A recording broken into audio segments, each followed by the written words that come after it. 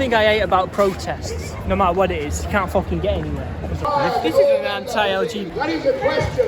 Where will you be on the day of judgment? We're not actually supposed to be part of the protest. Alright guys, just got home, just finished shooting for my biggest client ever. You heard that correctly, I've just landed my first ever biggest client. I've gone and shot the video now. I'm about to edit it, but yeah, I've just landed, I've landed my biggest client ever. And you're probably wondering, who is this biggest client that I've landed? You'll know them very well.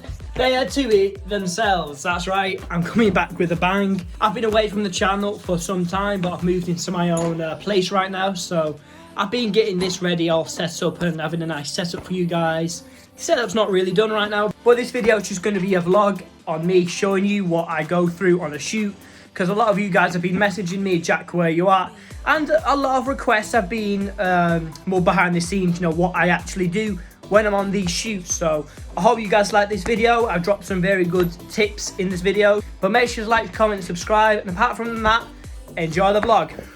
Alright guys, we just landed in central Manchester, and if you want to show them, we're currently at the ball pit location. What we're going to do for this part is we're going to wait for it to fill up, get the people in, and then once the people are in, we're going to get some nice candid shots. We're going to crack the UAV, get the drone up in the air, get some nice drone footage, and then once we're going to be here for about an hour and a half, and then once we're done here, we're going to go over to Slightwood Gardens in Gay Village, get some, that's the second location, get over there and do the same thing, crack the UAV, get some nice candid shots, and all together have a good time.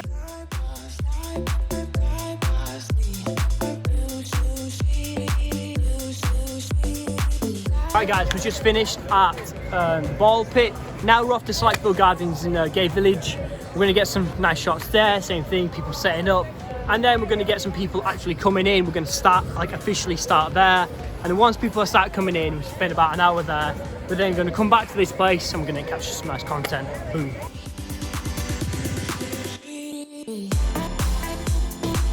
That's the only thing I hate about protests, no matter what it is, you can't fucking get anywhere.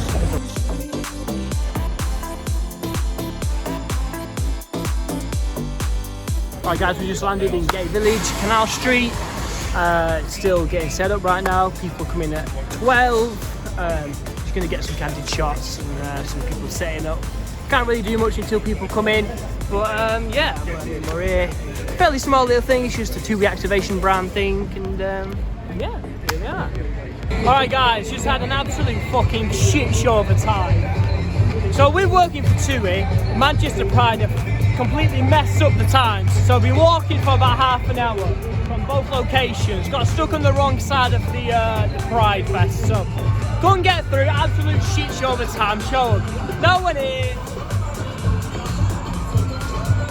Absolute fucking pain in the ass, can't do much. So in this kind of situation, if you're a beginner, you just got to do what you're going to do and deliver what you can to the client. Absolute shit show, it's out of our hands. We contracted to be here from 11 to 2, but apart from that, we can't really do anything. Absolute shit show of a time, so going to do what we can, but ultimately, it's out of our hands. If you ever find yourself in a logistics position where you can't do your video, do what you can, deliver what you can to the client, but it's out of your hands, it's out of your hands. This sort of thing happens quite a lot within this industry, and you need to know how to deal with it. If you don't know how to deal with it, you're shooting yourself in the foot. And the plain simple answer is, you need to just crack on with it. Whether if it's outside of your control, just do the best you can, and make sure you let the client know. If the client doesn't know, make sure you let them know, because if you don't tell them or they're not aware of it, they're going to think that you didn't do your job to the best of your ability, and then you're going to have a lot of problems with payment and all that sort of stuff. So a lot of headaches can be avoided by letting the client know what's going on. But this sort of stuff does happen where the timings get messed up, you know, the road manager, the managers doesn't communicate with the event manager, whatever. Stuff like this does happen, but make sure you do the job to the best of your ability and you won't have any problems. Boom. Right guys, you can probably tell, show them. It's full now, so we got there in the end, we got some nice footage, got the drone up, prepped the UAV, got some good footage. Now we're off to the second location. That's filling up, so we'll head over there right now.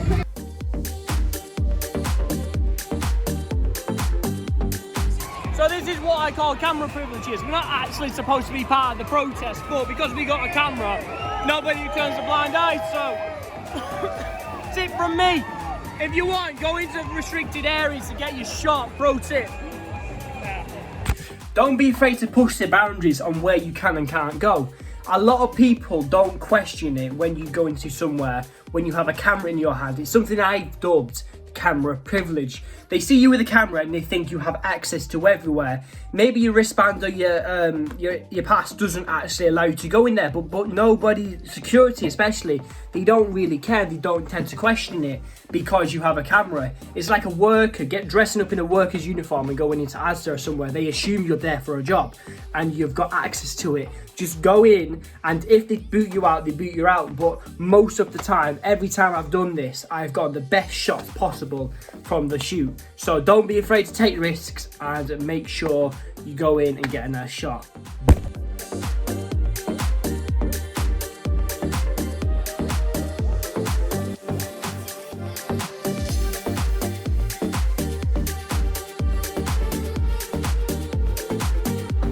Alright, so we just finished, wrapped up. We stayed an extra hour, and guess what? That extra hour landed me another client and another shooting time with these same clients. So you guys are thinking that, oh, I'm not going to work overtime. Work overtime, it pays off eventually. So got another booking with these guys in November.